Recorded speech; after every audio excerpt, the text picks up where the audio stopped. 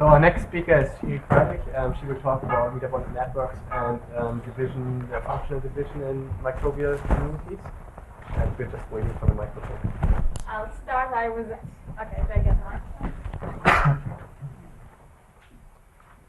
I was actually starting to finish with that, but considering the last two talks and Danielle's slide, I thought it would be nice to start with. So, like Danielle, I'm working on metabolic interactions within bacterial communities, and we also see this sort of inverted U-shaped graph describing the association between competition and cooperation. So, when you have a lot of competition, when you have no competition or a lot of competition, you don't have collaboration. And you get maximum collaboration at maximum value. And this is what we've seen for bacteria, for metabolic collaboration. So together with Itai Moroz, we also look at patterns of collaboration between scientists, and we compare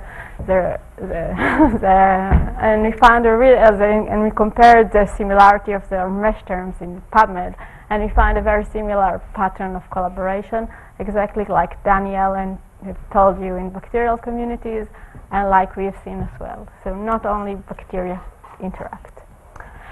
And as you already heard, bacterial diversity is central to the ecosystem sustainability. And the metabolic process, this metabolic cooperation, make it happen that species work together for the breaking down of pollutants, of waste, of indigested food. Cellulose digestion within the in ruminants happens thanks to the collaborative work of bacterial community. Many S assimilation, nitrogen assimilation are all the outcome of bacterial communities working together. And sequencing technology allows describing community structure. So many of those important communities are now described by metagenomic data, and they mostly tell us what we see where. So we know we see those species, but beyond species diversity, what can we know? What can we do with this immense amount of information, of this metagenomic data? So one thing we can know is co-occurrence patterns. We know which species goes with whom. But what does it tell? What does it mean to us? So I think two very exciting challenges that were already discussed today were how we can translate these descriptions of species distribution, co-occurrence pattern, into information about competition or cooperation. Or more accurately, can we use this really amazing data set of co-occurrence? The zoologist has to go to the field and count the number of spiders in order to have what we have from the computer, a million times larger, looking at our computer, and we know exactly which species goes with which species. So what does it tell us about interactions? How does interactions shapes community structure? Would you see what kind of co-occurrence pattern we'll see for competing species? What kind of co-occurrence pattern will we see for cooperating species? And for bacterial species, not only interactions are to a large extent metabolic, also the function of community, what happens when we see a certain bacterial composition happens, is a metabolic effect. So different community structures will give us a different metabolic output. So if we can look at natural occurring communities in wastewater, in the human gut, in any other community, and we can know that this species carries exactly the same role as the other species, but it changed the metabolic route, maybe we can use this information to optimize the community function according to predefined definitions. So we already have the data, we have a lot of data, we have a lot of metagenomic samples, and this is actually where we start. And one thing we can do is to use metabolic network approaches to describe what happened in natural communities. So the approach I'll describe today is based on the expansion algorithm suggested by Ebenhoff. So if we look at metabolic network, and circles are metabolites, and lines are enzymes, and we have a start point. This is it's called a start point. This is described like Danielle has told you. This is a predicted input, predicted media, And we can look how the network expands, giving the set of reaction, how the network expands, giving a certain in a given media. So it's quite simple. It doesn't require much. It is not based it is not based on kinetic parameters, but for bacterial species, it's shown to be to predict quite accurately how cells behave in different environments. Not as good as a more accurate model, but it works quite well, and they are very cheap, and you can do it for thousands of bacteria of the same. We have in KEGG now, I think, 5,000 species. It's very simple to produce a network model to each of them. And as you can see from the illustrations, in different environments, we will get different sub-networks which are active. And this can be carried for a single species to predict how will the cell act after genetic perturbation, after environmental perturbation, and as already Danielle has shown, it is using to predict bacterial interactions. It can be used to predict competition. It can be used to try and predict cooperative pattern. So one way of predicting metabolic competition is calculating the affecting metabolic overlap. If we have two species, species A and species B, and we'll take out their common metabolites, we can see how it will affect different species.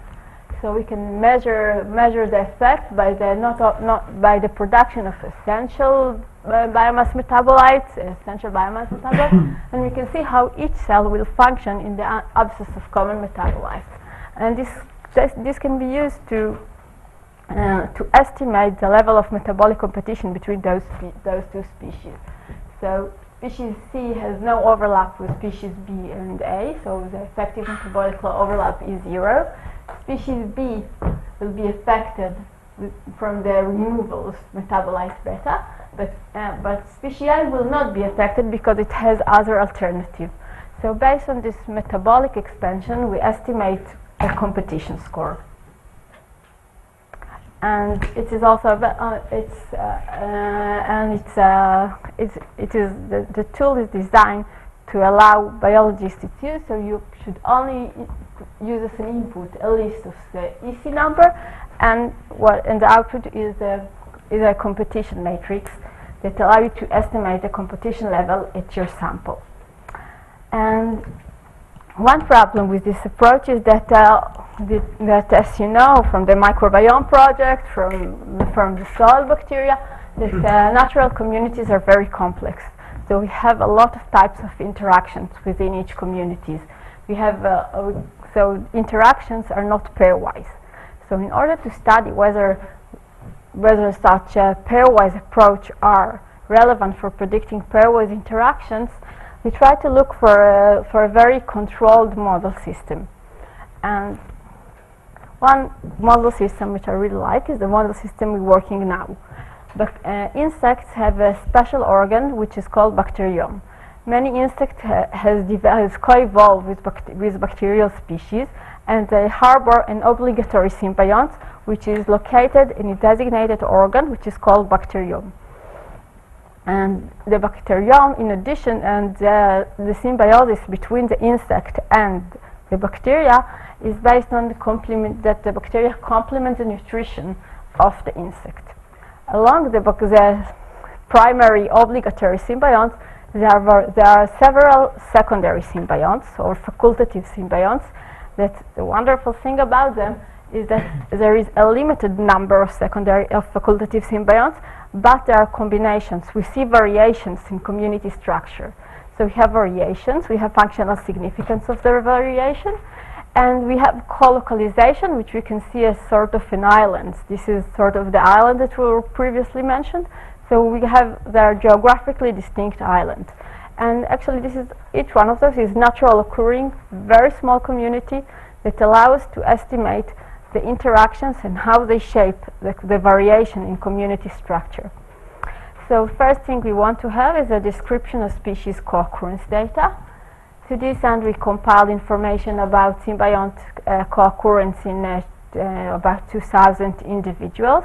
We found 19 possible combinations in the size of 0 to 3.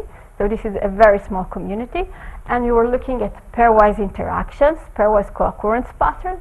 In red, you see pattern of mutual exclusion, two bacterial species that we typically do not see together. And in blue, you see co-occurrent species, species that co-occur together more higher than expected by chance. So the second part is looking at the interaction, predicting interactions. And to this end, we have the genome sequence. Either we are now assembling it or annotating it. There's several, for all 5 species we're looking at. The genome is available at different degrees, and there are now a lot of sources, and we've done some work to compare the most reliable annotation source.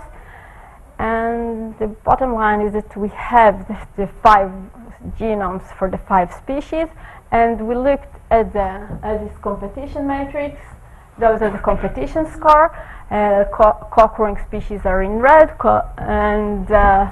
mutual exclusion is in red, co-occurring pair are in blue, and you can see here that the competition scores for the co-occurring species are typically lower than what we see for the competitive pairs. And this is nice because it shows that the competition has some effect on shaping community structure, but obviously this is not always true. You can definitely not explain completely community structure only by looking at a competitive pattern, and of course we suppose that cooperation also have a role in shaping the co-occurrence pattern in this close community. Oh no! No! It's electricity!